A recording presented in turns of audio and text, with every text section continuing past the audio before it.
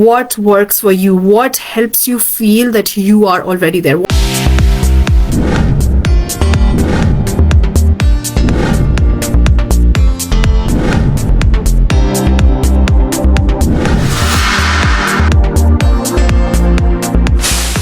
are the best ways to increase your vibration?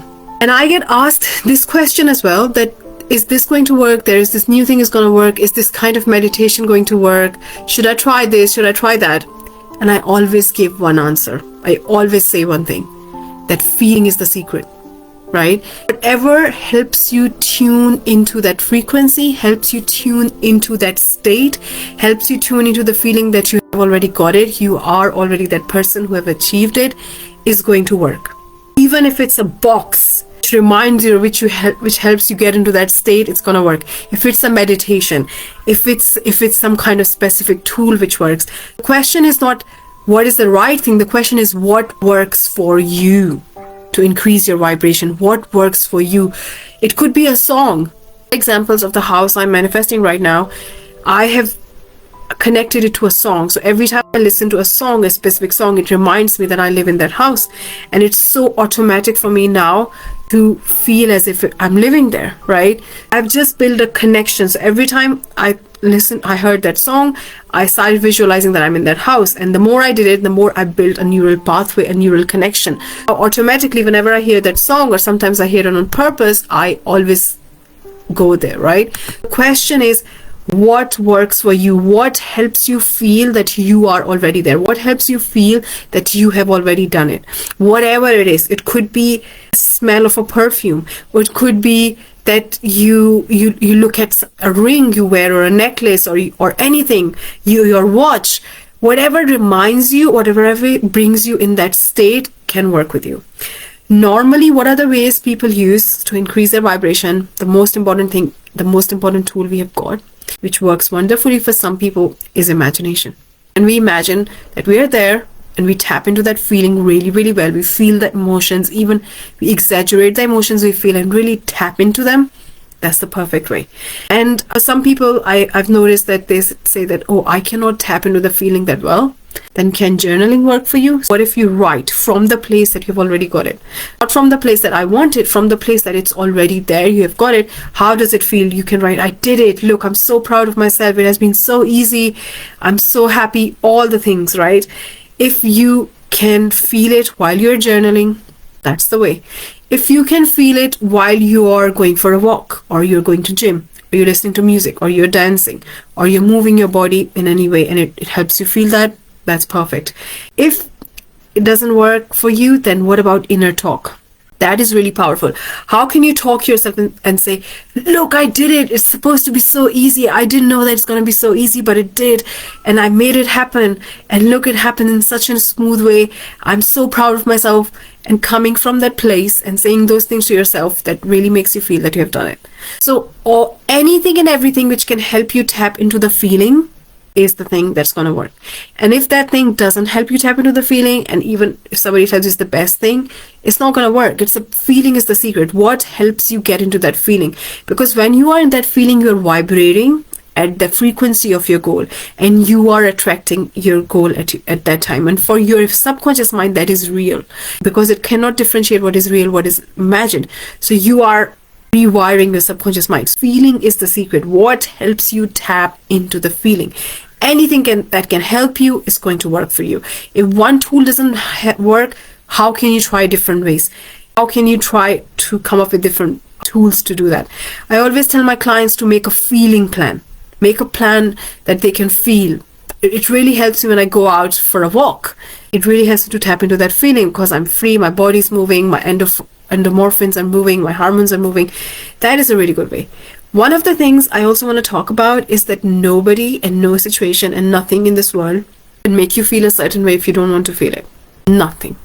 So a lot of times I hear this, oh, I've got a lot of toxic people around me. My environment is really toxic. If you choose that your environment can impact you, it's going to impact you. If you choose that those toxic people will impact you, they're going to impact you. What if you say, I am the light for them? Actually, my vibration and me being operating at such a high vibration help them become less toxic. Or what if whatever they say is none of my business? I don't care even if they say those things. I know it's not easy, It's definitely not easy, but it can be done. And Viktor Frankl, who was a German psychologist and who lived in concentration camps, and he who experienced the worst human physical and mental torture ever. His family was killed.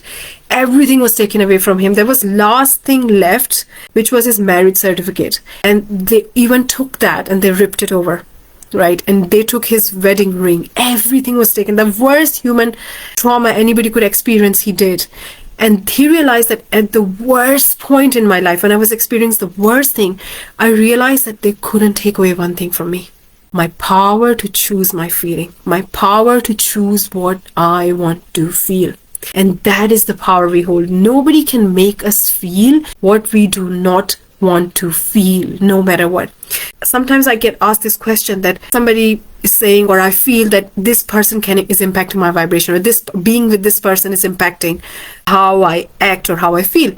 My point is, if you can avoid that person, it's fine, right? It's good to put yourself in good vibration with around good people.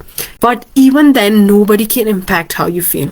It is in your hands. It is in our hands how we feel, how we think, how we act. It's in our hands every single time of the day. We choose our feelings every single time. This is our power. Nobody can make us feel in any situation or any circumstances the things we don't want to feel and we don't want to believe. No matter what the situation is, we can change that experience. We can change that situation. We can give that situation a different meaning. For example, if we feel that, oh, I don't have enough money in my bank account, my money's running out. Can we look at it from a different perspective and say, look, I have so much money. I've got money. I'm circulating money. So even if it's less money, we can say, look, there is money, right? And when we have this vibration that we have something, we attract more of that. When we have that vibration that we lack something, we attract more of that. Same goes with our relationship, with our health. How can we look at that thing in a different way? How can we change our perception and the experience of that thing at that given point in time without changing that situation? And when we change that experience, the situation is going to change. When you change the way you look at something, the thing you look at changes, right? So when you change the way you look at something, the thing you look at changes. First, we have to change the way we look at it. How can we what we feel is lack, can we look at it in an abundant way and say, look, I've got this, I'm so grateful. And that's when we attract more. It's the energy around that experience, energy around that thing that determines that situation.